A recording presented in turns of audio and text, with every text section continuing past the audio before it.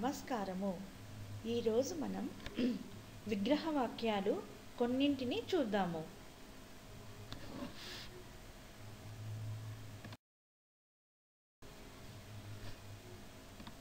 పదము, విగ్రహ వాక్యము, సమాసము పేరు.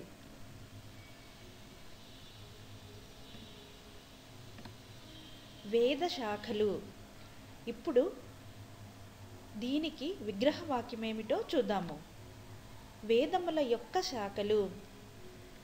విభక్తుల ప్రకారం యొక్క అని వస్తే అది షష్ఠీ విభక్తికి చెందినది.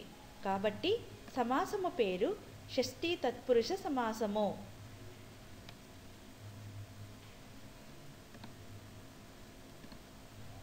వృక్షవాటిక. ఇప్పుడు ఈ పదమునకు విగ్రహ వాక్యము చూద్దాము. వృక్షముల యొక్క వాటిక. షష్ఠీ తత్పురుష సమాసము. ఆది కావ్యము. ఆది అయిన కావ్యము. అయిన అని వస్తే అది విశేషణ పూర్వపద కర్మధారయ సమాసం అవుతుంది.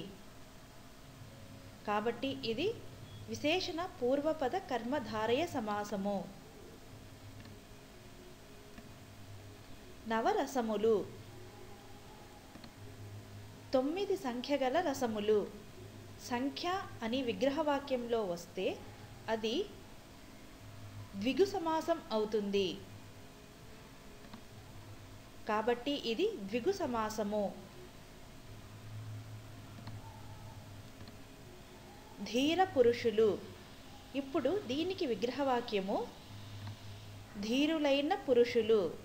అయినా అని వచ్చింది కాబట్టి ఇది కూడా విశేషణ పూర్వపద కర్మధారయ సమాసము. ఎండ వానలు. దీనికి విగ్రహవాక్యము చూద్దాము. ఎండ మరియు వానలు. ఇలా 2 పదాల మధ్యలో మరియు అని వస్తే అది ద్వంద్వ సమాసం అవుతుంది. కాబట్టి ఇది ద్వంద్వ సమాసము.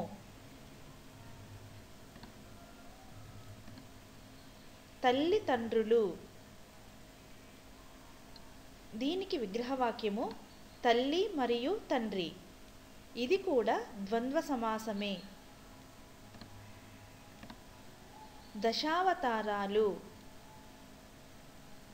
ఇప్పుడు దీనికి విగ్రహవాక్యము 10 సంఖ్య గల అవతారాలు. సంఖ్య అని వచ్చింది కాబట్టి ఇది ద్విగు సమాసం అవుతుంది. కాబట్టి ఇది ద్విగు సమాసము. తెలుసుకున్నారు కదా. యొక్క అని వస్తే విగ్రహవాక్యంలో అది షష్ఠీ తత్పురుష సమాసమునకు చెందినది. విగ్రహవాక్యంలో కనుక అయిన అని వస్తే అది విశేషణ పూర్వపద కర్మధారయ సమాసమునకు చెందింది.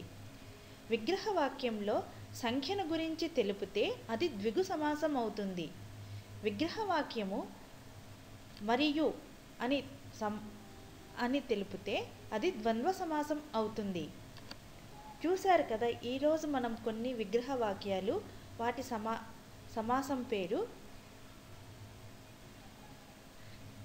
వచ్చే వీడియోలో మరికొన్ని సమాసాలు తెలుసుకుందాము.